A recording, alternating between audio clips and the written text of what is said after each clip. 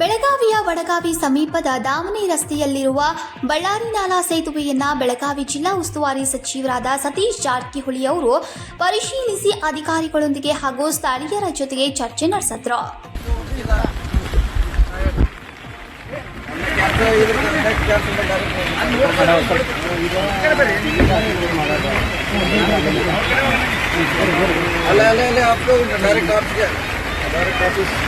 cancel multiple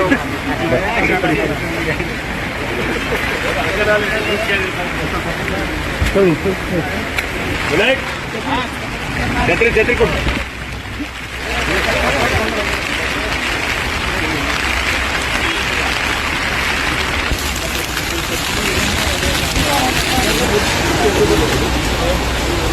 camera